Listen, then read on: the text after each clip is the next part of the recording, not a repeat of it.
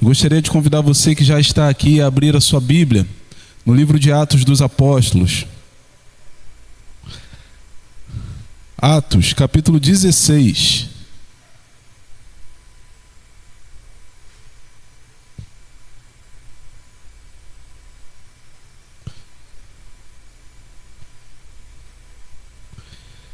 Atos dos Apóstolos, capítulo 16.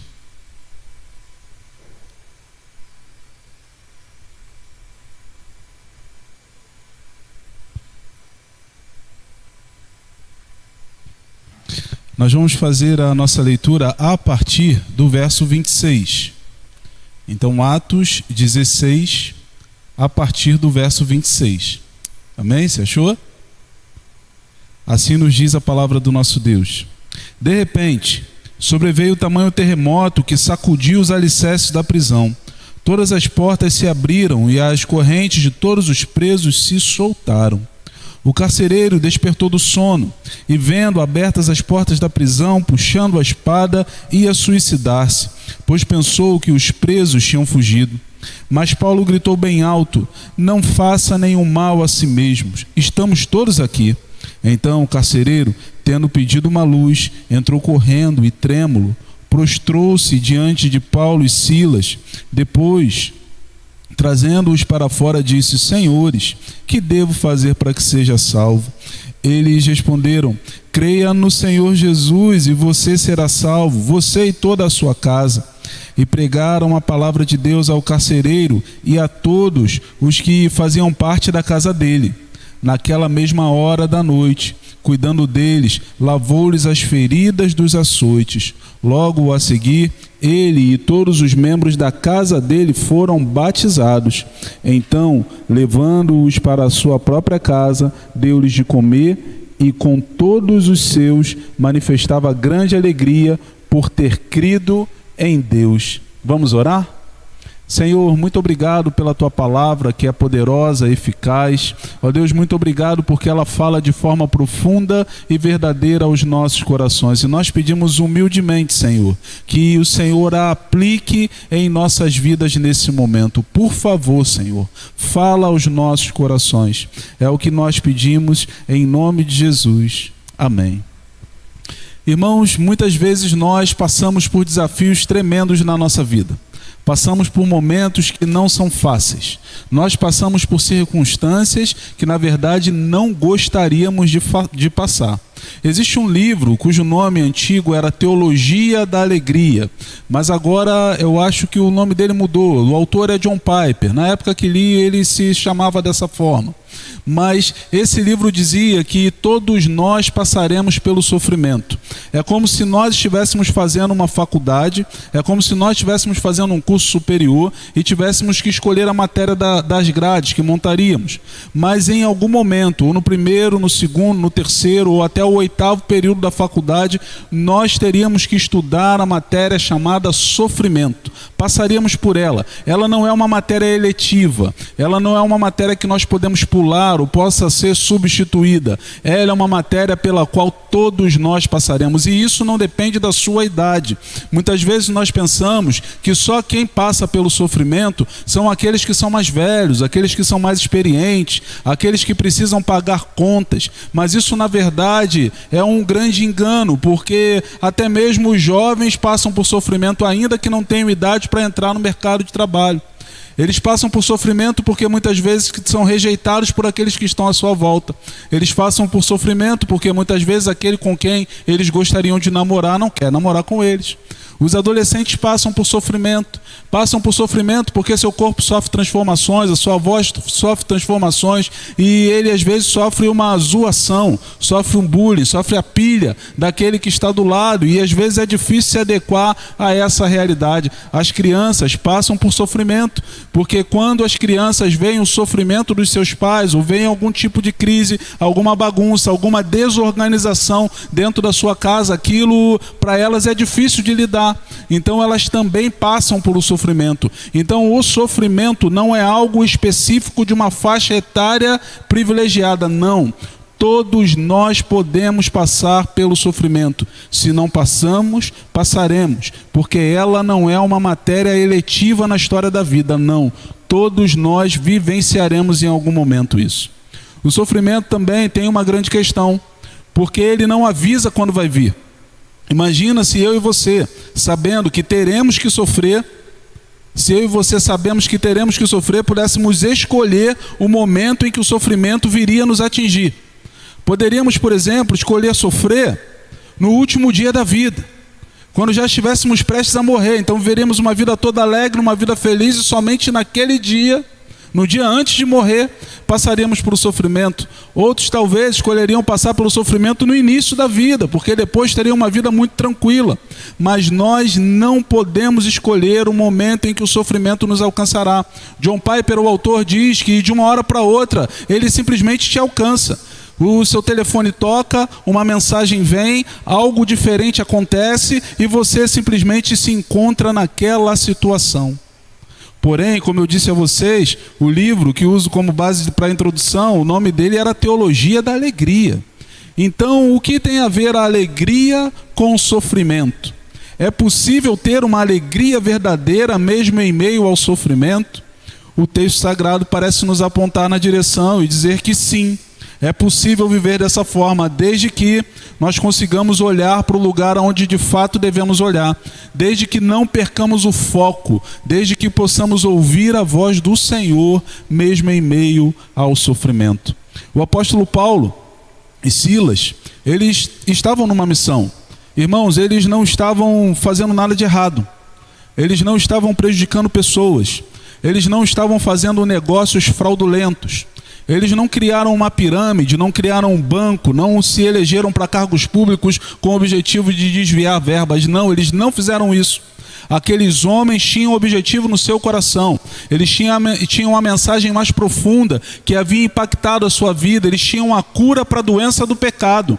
E porque tinham essa cura, eles resolveram partir por todo mundo pregando o evangelho a toda criatura. Eles leram, eles não ouviram isso do próprio Senhor, mas eles leram, eles ouviram daqueles que ouviram de Jesus, e isso foi suficiente para aqueles homens obedecerem à voz do Senhor. Eles partiram, eles foram pregar o evangelho.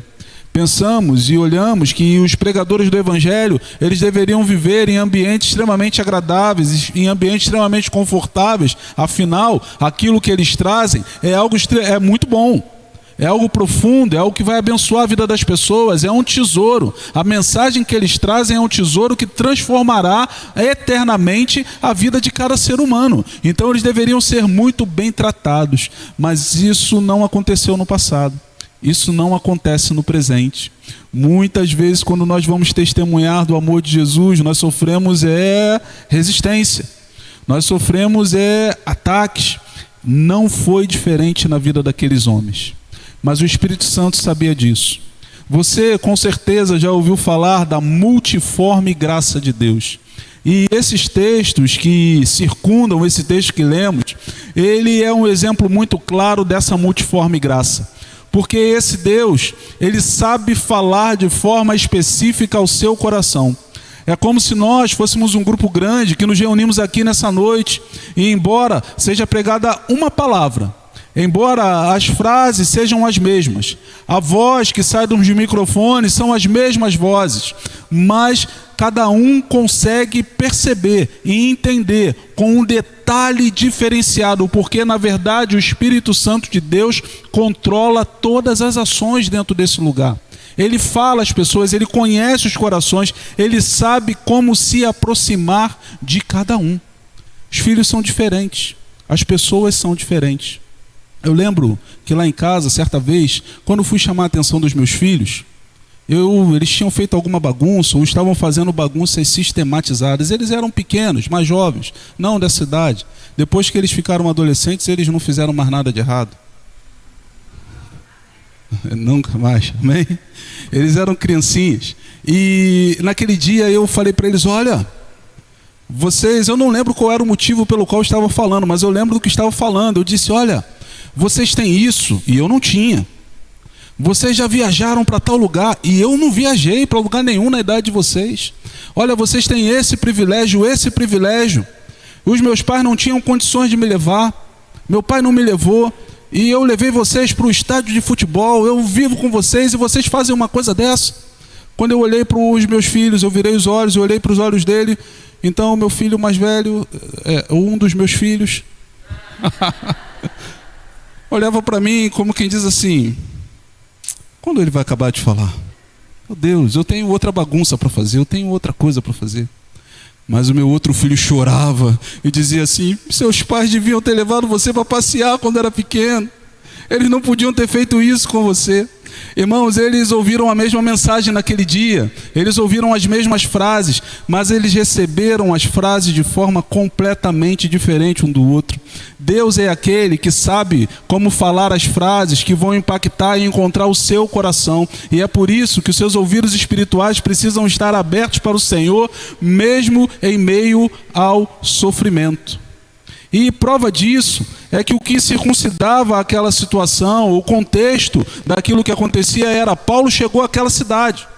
Paulo chegou à cidade de Filipe e ali ele começou a pregar o evangelho, foi a um lugar de oração e em uma reunião de oração, de uma forma suave, o evangelho foi apresentado a Lídia. Lídia, vendedora, trabalhava naquela cidade e ela entregou o coração a Jesus como seu único e suficiente Salvador. Brisa suave. Tem gente que somente ao ouvir a voz do Senhor na pregação do Evangelho, existem pessoas que somente ao abrirem as Escrituras Sagradas, existem pessoas que somente ao pensarem no Senhor conseguem ser conduzidas pelo Espírito Santo, entender o Evangelho, entregar a vida a Jesus e a vida deles é completamente transformada. Isso foi o que aconteceu com Lídia. Era uma reunião de oração simples, o povo estava reunido, mas ali Paulo pregou o evangelho e ela se converteu. Mas nem tudo é dessa forma. O apóstolo Paulo saiu depois de Lídia e ia pregar o evangelho nessa cidade. Então a Bíblia diz que uma mulher possuída por espíritos malignos começou a perseguir aqueles homens e ela começava a gritar: olha, esses homens falam a verdade, eles vêm em nome do Deus vivo. E você pode questionar como pode uma pessoa possuída por espíritos malignos falar a verdade em relação ao evangelho do Senhor. É simples, é a mesma coisa que acontece no nosso Brasilzão. Quando uma pessoa fala algumas verdades, isso permite que a mentira que ela fala logo na sequência da verdade seja traduzida como uma verdade e alcance os corações de muita gente. A verdade era que Paulo era um pregador do evangelho, mas a verdade também é que o diabo é pai da mentira. A verdade também é que o diabo veio para destruir e escravizava a vida daquela mulher. Mas ao ouvir incessantemente aquela proclamação que de alguma forma servia para atrapalhar ou para confundir a pregação do evangelho, o apóstolo Paulo levantou as suas mãos, foi aquela mulher, repreendeu aquele espírito imundo e ela foi liberta em nome de Jesus. Irmãos, que coisa boa é ser liberto. Como você e eu gostamos ou amamos o momento em que Cristo nos encontrou e nos libertou das amarras do pecado. Que alegria encheu o coração daquela mulher, porque quando ela foi liberta, ela ouviu a palavra do Senhor, entregou a vida a Jesus, as correntes foram quebradas. Ela agora podia viver uma vida livre, em liberdade, que glorificasse o nome do Senhor. Mas naquela cultura, naquele contexto, ela era escrava. Ela era escravizada e os seus senhores ganhavam dinheiro com a sua adivinhação. Aqueles homens enfurecidos pegaram Paulo, o apóstolo e Silas e os levaram para a prisão. Na verdade, eles levaram eles para que eles fossem açoitados. Eles apanharam. Aqueles homens foram jogados na prisão, mas foi dito que eles não deveriam ficar apenas na prisão, mas na prisão interior. Ou seja, eles foram para o lugar mais fundo do sofrimento. Isso tudo estava errado. Estava errado diante de Deus. Estava errado diante dos homens. Estava errado porque a acusação era injusta. Paulo não foi mudar os costumes daquela cidade, como aqueles homens disseram. Ele apenas foi proclamar a palavra de Jesus. Então a acusação era mentirosa. Era incorreta a sentença, porque Paulo era cidadão romano. E como cidadão romano, ele não poderia ser chicoteado em praça pública. Ele, na verdade, não poderia ser punido sem que antes fosse julgado.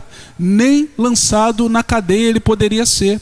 Ele precisava ter sido julgado antes. Mas ele não somente foi lançado na cadeia, mas foi lançado num lugar mais profundo. naquele sofrimento, ensanguentado, a Bíblia diz que com os pés presos, o apóstolo Paulo poderia ter feito qualquer coisa. Silas, o apóstolo, poderia ter feito qualquer coisa. Aqueles homens enviados por Deus para pregar o evangelho poderiam ter feito qualquer coisa.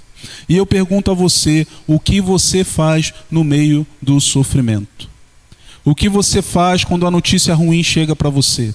O que você faz quando o parecer médico não é agradável, não é de acordo com aquilo que você espera? O que você faz quando o seu casamento entra em crise? Ou o que você faz quando o casamento dos seus pais entra em crise? O que você faz? Essa manhã conversava com o pastor Joelson, que pregou, o Joelson Miranda, que pregou na nossa igreja. Foi maravilhoso, amém ou não amém? Foi muito bom ouvir a palavra do Senhor e a importância que a Bíblia dá e que o Senhor dá para a evangelização dos pequenos. Mas eu conversava com ele, compartilhava com ele, falava, pastor, hoje é muito difícil lidar com crianças, nós temos diversas situações, nós temos diversas ações que são diferentes da nossa cultura, o que devemos fazer? Ele dizia com muita clareza, ele falou assim, pastor, ele falava, Adriano, não podemos nos esquecer de uma coisa. As crianças, elas muitas vezes reproduzem aquilo que elas veem nos seus pais, dentro do ambiente que elas vivem. Líderes de adolescentes muitas vezes vão falar sobre comportamentos de adolescentes extremamente rebeldes. Se eles falam assim, olha para como está a vida da família dessa pessoa. Irmãos, ele falou uma palavra que me chamou a atenção, ele disse, olha, o comportamento não é a essência, não é a base, o comportamento é a ponta do iceberg. É a pontinha, o que a gente está vendo. Existe uma parte profunda, algo maior acontecendo por trás. E ele concluiu a fala dizendo, a criança é pecadora e precisa de Jesus. Mas quando nós olhamos para esse texto, nós olhamos para o sofrimento que muitas vezes atravessamos. E nós podemos ver ou pensar que as nossas palavras, elas não são fruto apenas das circunstâncias que acontecem momentaneamente conosco, mas na verdade as nossas palavras são frutos da percepção que nós temos da vida, da forma como nós encaramos a vida. Imagina você, num lugar escuro, num lugar apertado, com os pés presos, as costas machucadas, a infecção já estava chegando, a febre já podia estar batendo em você, a coisa não estava boa, a coisa estava feia. O que você faria em meio àquela dor? O que você faria em meio ao sofrimento? Eu não vou mentir para vocês, eu acho que eu ia reclamar um pouco, pelo menos um pouco. Eu ia falar com Deus, Senhor, por que eu estou aqui? Senhor, por que o Senhor me permitiu passar por isso? Senhor, Senhor, Senhor. Eu não sei quanto a você, mas eu sou pecador, sou humano, sou falho. Eu talvez dissesse isso para o Senhor, talvez a minha mente não estivesse ali focada naquele lugar, mas é verdade que o texto sagrado diz que não foi isso que aconteceu com aqueles homens. Paulo e Silas, eles começaram a adorar ao Senhor. Eles começaram a cantar ao Senhor, mesmo no meio do sofrimento. Eles adoraram a Deus e isso foi uma oportunidade de dar testemunho de Jesus, oportunidade de testemunhar do amor do nosso Deus. Charles Spurgeon, ele diz que qualquer tolo é capaz de cantar durante o dia. É fácil cantar quando conseguimos ler a partitura à luz do sol, mas o cantor habilidoso consegue cantar quando não há sequer um raio de luz para iluminar as notas. Os cânticos noturnos vêm somente de Deus e não se encontram no alcance dos homens. Irmãos, cantar em qualquer circunstância é uma habilidade que só tem aquele que de fato entregou a vida a Jesus, aquele que conhece o seu Senhor. Paulo e Silas conheciam ao Senhor. Paulo e Silas entregaram a vida dele a Jesus. Essa semana saí e dentro do ofício ministério pastoral, está com os irmãos, está com as ovelhas, mas eu entendo que a visitação não é uma responsabilidade exclusivamente do pastor, até porque a Bíblia não diz isso em lugar nenhum. A Bíblia fala muito sobre mutualidade, uns aos outros. Então, ao mesmo tempo que é responsabilidade do pastor visitar, só é responsabilidade do pastor visitar porque ele é crente em Jesus, porque isso, na verdade, é responsabilidade de todo crente em Jesus. Então, se você é crente, você pode visitar o seu irmão, amém? Olha o volume do amém. Se é crente, você pode visitar o seu irmão, você pode ir lá. E você, quando estiver lá, você é um representante de Marechal visitando, um representante meu. Essa semana eu pude fazer uma visita. E quando conversava com a senhora que estava internada, ela disse que, olha, pastor, eu estou bem, eu quero ter alta. E no dia que eu cheguei lá, a equipe médica já estava dando alta para ela. E eu falei, como é que a senhora ficou aqui, irmã? Como é que foi esses dias? Como é que foi esse tempo? Ela disse, pastor, foi uma beleza. Eu pedi o senhor para descansar, eu vim para cá e descansei, olha a janela bonita, tem essa imagem bonita. E eu olhei para a imagem da janela e eu vi a estação de trem do Meia. Eu falei assim, que imagem bonita ela está vendo. É a estação de trem do Meia. Mas ela parecia que estava num outro lugar. E ela falou, e eu perguntei, irmã, como é que foram as noites, a madrugada? Pastor, essa madrugada foi excelente. Tinha uns crentes no turno, eu percebi. E o vizinho aqui do lado, ele não era crente. Então, a gente resolveu fazer um culto aqui dentro da enfermaria. 2 horas da manhã estava adorando a Deus aqui dentro da enfermaria. A gente cantou baixinho para não incomodar o pessoal não pediu para a gente parar. Mas a gente fez culto no hospital. Irmãos, quando o inimigo parece que ele tenta assim, olha, eu vou mandar o crente para o hospital para ele sofrer. Aí o crente que está cheio de Deus chega no hospital e faz o hospital virar um céu. Começa a cantar louvando a Deus. Começa a engrandecer o nome do Senhor. Aquele sofrimento serviu de testemunho para pessoas que estavam no leito ao lado.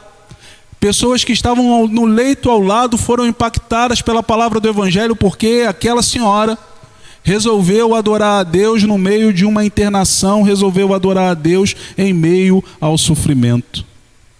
No meio do sofrimento, nós podemos adorar o Senhor e dar testemunho de Jesus. Então, se você está sofrendo, não resmungue.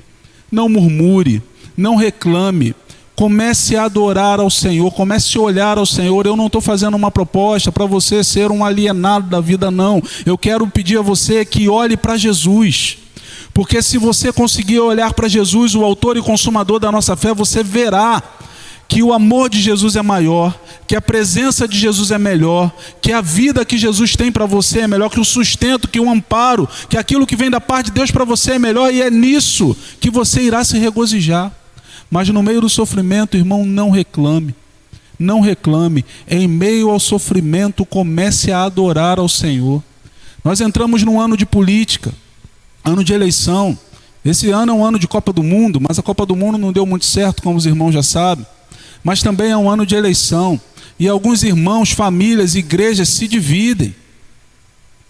Uma irmã perguntou para mim, pastor, eu voto no partido tal, eu posso ser membro da igreja? Eu falei, como assim, irmã? Aqui todo mundo é do reino de Deus, então a gente bate no partido A e no partido B, ou no partido C e no partido D. A gente reclama de todo mundo que não está de acordo com a vontade de Deus. A gente não se caracteriza. A gente não veste uma bandeira, não. A nossa bandeira, a nossa camisa é a camisa do reino de Deus. Então, se aqui errar, a gente fala. Se ali errar, a gente fala. Se aqui acertar, a gente fala. Está de acordo. Se aqui acertar, a gente fala também. Para a gente não tem esse problema. A gente é do reino de Deus, então a gente não vai ficar murmurando. E quando o político que nós não concordamos, seja ele quem for, é eleito, a gente não fica fazendo posso usar a sua expressão? De mimimi. A gente não fica falando mimimi, fazendo mimimi, não. A gente faz o que a Bíblia falou, a gente ora por essa pessoa, a gente discute ações, não somos alienados. Nós tomamos posicionamento, dizemos, eu não concordo com isso. A gente se posiciona sim, mas a gente não fica de mimimi, murmurando, não. A gente ora pela nossa nação e coloca ela diante do altar do Senhor. No meio do sofrimento, no meio da dor, nós não somos aqueles que ficam murmurando, se lamentando. Nós somos aqueles que seguem para o alvo, nós somos aqueles que vão em frente, nós somos aqueles que enxergam o Senhor mesmo no meio da luta. Amém? O sofrimento, ou no sofrimento, as adversidades, elas se tornam incenso. Elas podem se tornar uma oferta de adoração ao nosso Deus. Paulo e Silas começaram a cantar. Paulo e Silas começaram a louvar ao Senhor. Certa vez um comentarista bíblico disse que existe uma palavra que dá a intenção, ou que dá a entender, que o cântico que eles cantavam era um cântico de alegria, era um cântico de júbilo, não era ai meu Deus, não era ai Jesus, não era por que Jesus, não era Jó, como pode ainda adorar, não era, era um cântico de alegria, um cântico de exaltação ao Senhor. Irmãos, há quanto tempo o Espírito Santo de Deus não consegue ouvir um cântico sincero dos seus lábios fora do ambiente da igreja? Fora do ambiente da igreja. Existe um grande compositor norte-americano chamado Ron Kenoly, que faleceu há pouco, né? Faleceu há pouco tempo. Mas João Quenoli, certa vez, acordou de madrugada. E ele disse que acordou com uma melodia na cabeça, com uma poesia. Ele foi até a sua sala, sentou no piano. E ali no piano ele começou a colocar debaixo dos dedos aquilo que já estava na sua mente. E para aquela bela melodia, para aquela bela canção, Deus lhe deu uma poesia. E ele colocou a poesia e ele fez uma canção muito linda. Então, depois de escrever aquela canção, melodia, harmonia, ritmo, letra, estava tudo pronto. Ele pega uma caneta e começa a escrever, e ele diz que sensivelmente ele ouve a voz do Espírito no seu coração dizendo: não escreva. As pessoas não ouvirão essa canção. Somente eu ouvirei essa canção. Essa canção é minha e sua. Irmão João Quenoli sai daquele lugar e ele diz que impactado, ele não tocou a canção em obediência à experiência que ele teve, mas ele sai com uma mensagem muito profunda, falando aos corações de que existe uma intimidade minha com Deus que é minha com Deus. Existe um relacionamento seu com Deus que é seu com Deus. O crente não pode orar só domingo. O cristão não pode cantar a Deus só no domingo. Não, pelo contrário, nós devemos louvar ao Senhor constantemente. Na verdade, deveremos acordar como um rouxinol espiritual, glorificando ao nome do Senhor por tudo aquilo que Ele fez. Eu não faço isso, mas dia de domingo, principalmente, eu coloco no YouTube canções cristãs do lar, na casa. É esse o tema lá no YouTube. Para quê? Para que já um ambiente de adoração comece a acontecer naquele lugar. Nós precisamos preparar os nossos corações, nós precisamos encontrar com o Senhor fora daqui. Antes desse ambiente, o domingo não pode ser o ápice espiritual da sua vida. Ana Paula Valadão, certa vez falando para ministros de louvor, ela disse: gente, equipes de louvor, o momento mais alto da sua adoração não pode ser na plataforma, precisa ser no quarto. Pregadores, o momento mais alto da sua devoção não pode ser na plataforma, precisa ser no quarto. Ministério de oração, o momento mais alto da sua oração não pode ser na reunião do ministério, mas precisa ser no quarto. O Senhor nos chama para um momento de intimidade com Ele, porque são nesses momentos em que o sofrimento, em que a dor, em que as angústias que passamos nas nossas vidas são transformadas. Ninguém pode te segurar, ninguém pode te deter, ninguém pode te parar quando você está na presença do Deus vivo e do Deus verdadeiro, que é o nosso Deus. A adoração verdadeira, ela quebra corrente. Paulo e Silas adoraram ao Senhor. Eles glorificaram o nome do Senhor naquela noite. A Bíblia diz que houve um terremoto naquele lugar. Terremoto tão grande que as correntes se quebraram. Aquilo que lhes prendia o pé foi partido. Eles agora estavam soltos, não somente eles, mas aqueles que estavam ao seu redor também estavam soltos. Sabe o que a palavra de Deus aponta para nós? De que quando você vive uma vida de intimidade, uma vida de adoração, uma vida de compromisso, uma vida de testemunho verdadeiro com Deus, não é somente o poder do Evangelho que alcança. O poder do Evangelho não alcança somente a sua vida, mas ele também alcança a vida daqueles que estão ao redor. Irmãos, Deus quer usar a sua vida para quebrar cadeias. Deus quer usar a sua vida para libertar pessoas. Deus quer usar a sua vida para tirar as algemas daqueles que estão presos na prisão do pecado. Paulo e Silas, enquanto adoravam ao Senhor, eles viram algo sobrenatural acontecer naquele lugar. Você quer ver algo acontecer sobrenatural na sua casa? Você quer ver algo sobrenatural acontecer na sua família? Então viva uma vida de adoração. E aqui eu abro um parêntese, porque a adoração é mais do que simplesmente cantar uma canção. Adoração tem a ver com vida, com comunhão, com relacionamento. Então sim, devemos cantar louvores ao Senhor, amém, isso é bom, importante, devemos fazê-lo, mas devemos ter uma vida de testemunho para aqueles que estão ao nosso redor, para que dessa forma possamos impactá-los e as suas correntes possam ser quebradas pelo poder do Evangelho. Paulo e Silas cantaram, correntes quebradas. Mas o carcereiro que acordou com o terremoto, carcereiro romano, ele dava conta daqueles presos. Se um deles tivesse fugido, obrigado. Não foi você a história que eu contei, não. Tá tranquilo. Se um deles tivesse fugido, aquele homem teria que pagar com a sua própria vida. Seria torturado como testemunho para os outros, para que eles não deixassem ninguém fugir, e depois seria morto. Então, entre ser torturado e ser morto, aquele homem decide ser só morto. A Bíblia diz que ele prepara para se suicidar. Quando Paulo, da onde estava, no meio do culto de adoração, que houve libertação, vê aquele homem se preparando para a sua morte, se preparando para o suicídio, ele disse: não te faças nenhum mal. Nós estamos todos aqui. Nós estamos todos aqui. Ninguém fugiu, ninguém se perdeu. Irmãos, diante de tamanho testemunho, diante de tamanho poder, aquele homem, ele não teve outra alternativa para dizer, ele não foi evangelizado. O texto que você leu não aponta para ele dizendo assim, Paulo falando: olha, eu vou fazer os 4 passos da salvação com você, ou sequer as 4 leis espirituais que foram ensinadas pelo pastor Joelson nessa manhã. Não, aquele homem disse assim: olha, o teu testemunho de vida me impactou tanto, o que eu faço para entregar a vida para esse Jesus? Irmãos, nós devemos testemunhar, nós devemos ter vida, devemos falar. É um equívoco dizermos que o meu testemunho que aquilo que eu preciso ter uma vida de testemunho e não preciso mais falar sobre o testemunho. Não, eu preciso ter uma vida de testemunho e preciso falar do amor de Jesus. A Bíblia diz: fala, fala e não te cales. Prega o evangelho a tempo e fora de tempo. Então o evangelho tem que ser pregado. O crer vem pelo ouvir. Ah, eu dou testemunho e tá bom. Não, não tá bom.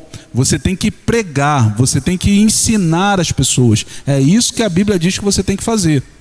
Mas ela também diz que nós devemos viver uma vida de testemunho. E aquele testemunho era tão profundo na vida daqueles homens, que aquele carcereiro diz: o que eu faço para entregar a minha vida a Jesus? O que eu devo fazer?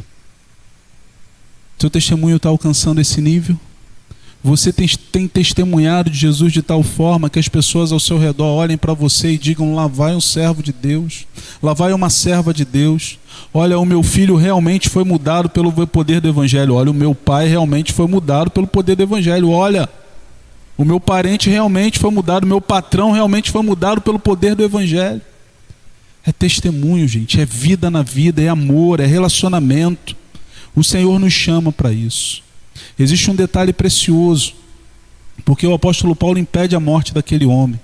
E talvez existam algumas pessoas aqui que não fossem fazer a mesma coisa.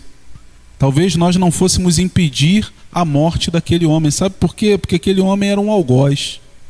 Aquele homem era um responsável por aquilo que o apóstolo sofria. Aquele homem era alguém que estava imprimindo sofrimento na vida daquele apóstolo.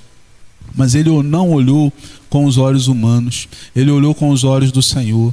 Irmãos, nós precisamos amar aqueles que nos perseguem. Foi isso que Jesus falou.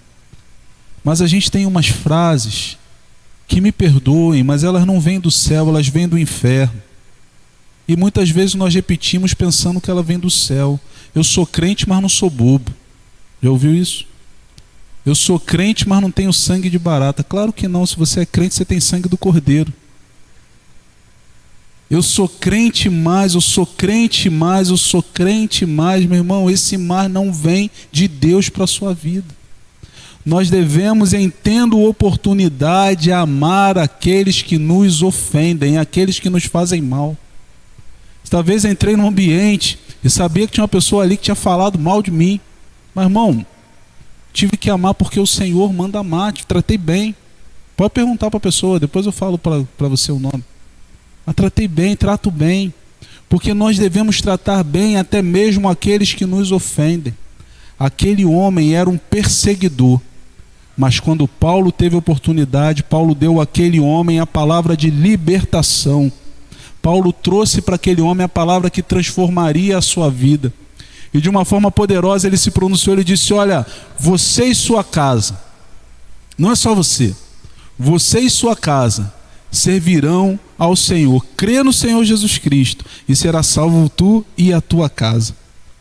Mas a Bíblia diz que o que aconteceu não foi algo evangelização por osmose, não foi salvação de tabela, não foi salvação terceirizada. Certa vez conversei com uma irmã e ela disse: o que eu preciso para ter a salvação? Eu falei: você precisa entregar a vida a Jesus como Salvador. Ela disse: eu já entreguei a minha vida e entreguei a vida da minha filha também. Eu falei: não, a vida da sua filha, quem tem que entregar é a sua filha. Você não pode entregar a sua vida e a vida da sua filha. Você não pode entregar a sua vida e a vida do seu neto. Você não pode entregar a sua vida e a vida de outra pessoa. Você só tem autonomia para entregar a sua própria vida a Jesus. Então, por que tu e a tua casa? Os versos vão explicar para a gente. Diz que o apóstolo Paulo pregou a palavra de Deus, olha aí no versículo 32, para o carcereiro, e ele pregou a palavra a todos os que faziam parte da casa dele, naquela mesma hora da noite. Eles, em resposta, eles cuidaram deles, ele lavou a ferida, mas logo a seguir, todos os membros da casa do carcereiro foram batizados. Por quê? Porque todos os membros ouviram a palavra do Senhor, todos os membros se arrependeram dos seus pecados, todos os membros se comprometeram com Cristo e todos os membros foram batizados. Você não é salvo por ninguém, você não pode salvar uma pessoa que já partiu. Não existe isso. Ao homem foi dado o direito de viver e morrer uma só vez, vindo depois disso o juízo. Não existe um lugar intermediário onde essas pessoas estão e nós podemos fazer qualquer tipo de intercessão para tirá-los desse lugar. Isso não é verdade. Não é isso que a Bíblia Sagrada nos ensina. Você responde pela sua vida. Deus não tem sobrinho. Deus não tem neto. Deus não tem primo. Deus tem filhos. E Ele quer muito que você seja um filho dele. Você quer ser filho de Deus? Essa noite é tempo.